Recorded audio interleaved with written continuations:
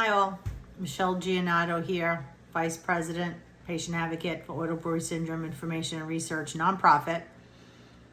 I was a caretaker for my husband for 5 years, and his body used to convert carbohydrates to alcohol, and he would become legally intoxicated. One of the things I wanted to touch upon is the cost to be misdiagnosed.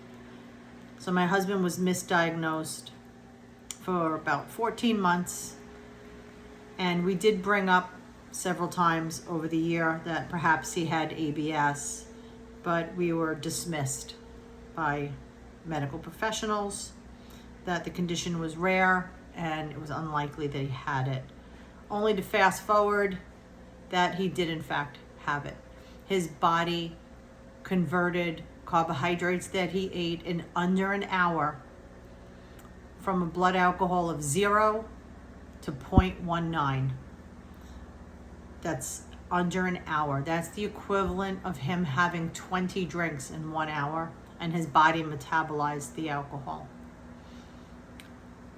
Both he and I, when we were dating, had our own medical insurance, a PPO.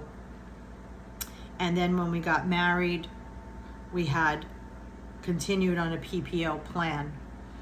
And each year when we did our taxes, I had to tally any out-of-pocket medical, and it was impossible, the bills.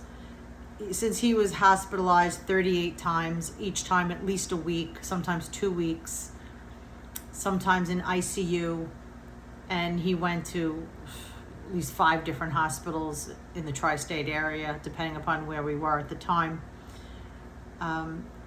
It would be about $20,000 to $30,000 per week that the insurance company would be billed for those hospital stays. And then we would see doctor after doctor. Our co-pays were high, co-insurance, the 20%. And I understand that there are other medical conditions out there. People have their unique circumstances, and I'm in no way trying to compare our financial situation to anyone else's. There are people out there that have devastating, astronomical medical bills, and I don't want to discount that. I just want to talk about our situation. So for auto-brewery syndrome, the total amount billed to our medical insurance company was over $2 million.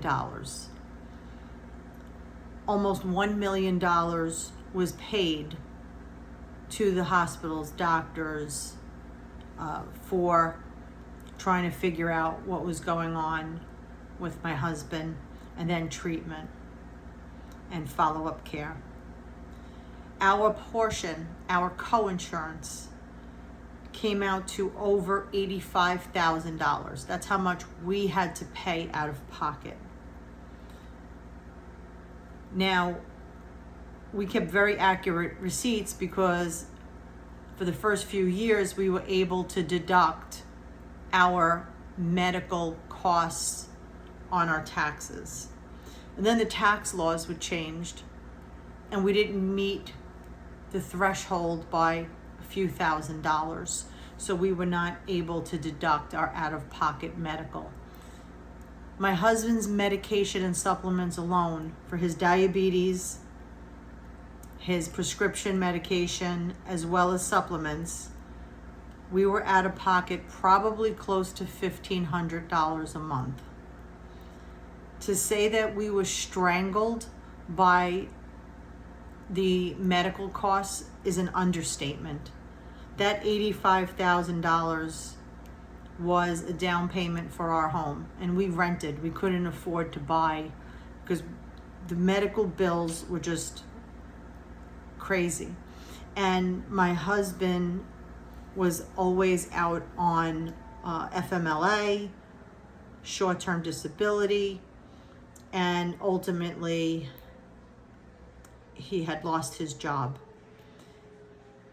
It is very taxing on a family, the financial costs. It probably would have been a lot cheaper and easier to manage if the medical community was aware of this condition and did the proper testing and treatment right away. But we ran into so many obstacles because the awareness just wasn't there. But here we are. Hopefully going forward, it will get better. Okay, any questions about this syndrome can be answered on our webpage, auto-brewery.org. Anything that's not answered there, reach out to Barbara Cordell or I on our webpage and we will answer you. Thanks.